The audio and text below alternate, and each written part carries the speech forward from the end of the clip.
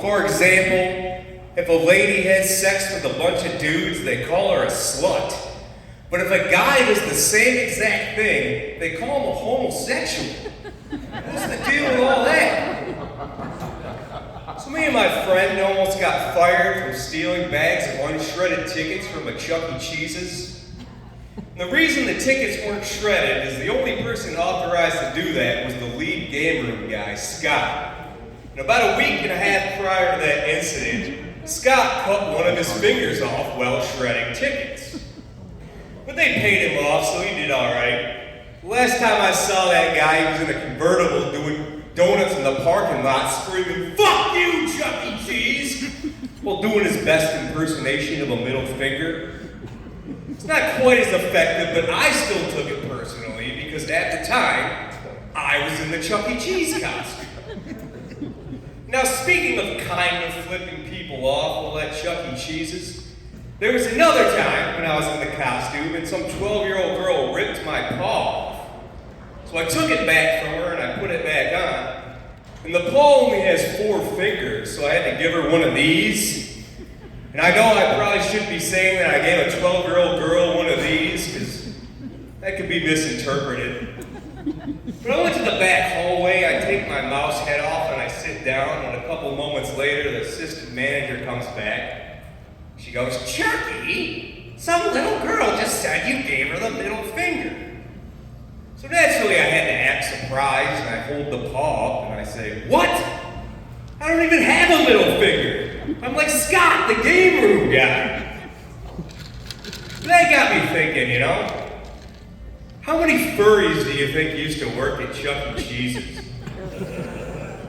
And now, I never got laid while I was in costume, but I figure back then in 1999 would have been my best chances having sex while being dressed as a woodland creature.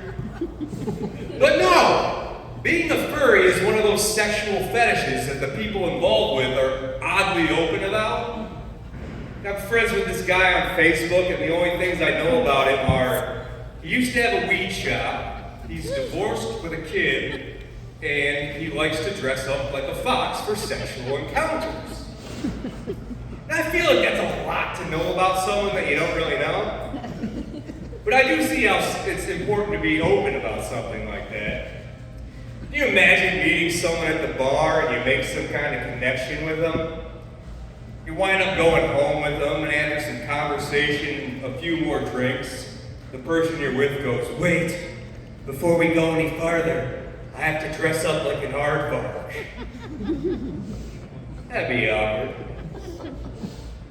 So I'm not really great at relationships, and I blame that on the fact that I was a line cook for over a decade.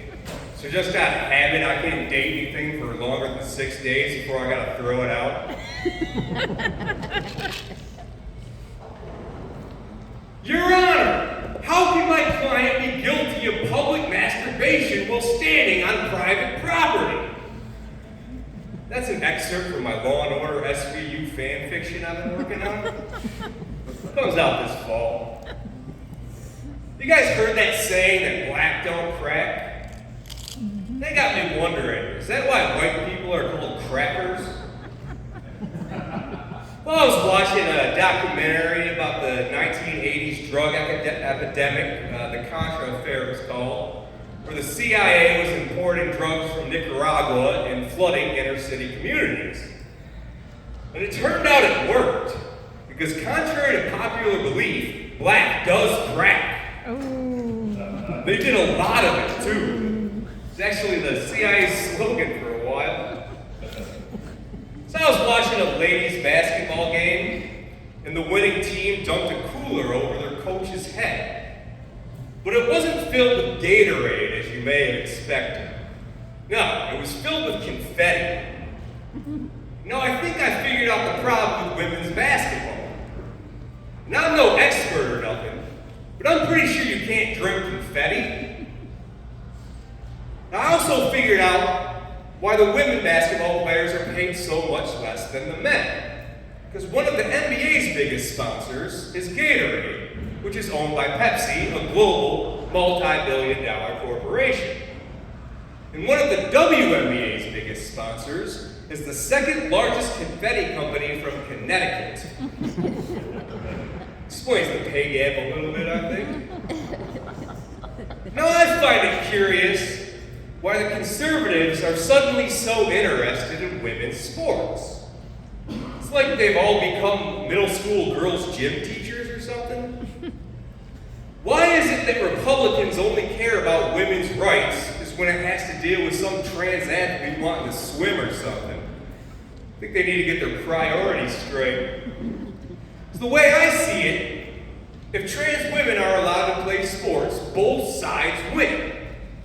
And I don't know exactly what the left's end game is in all of this, but at the very least, women's sports would be far more interesting to watch.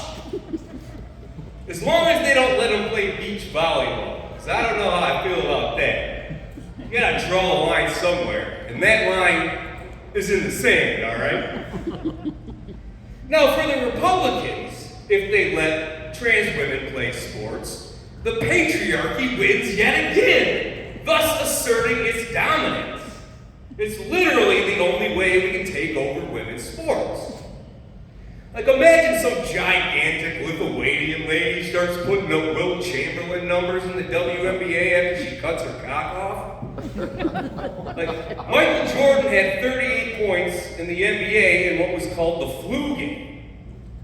I feel like he would have had 200 points in the WNBA if he'd have just joined the league without even letting the stitches heal in what would have been called the period game.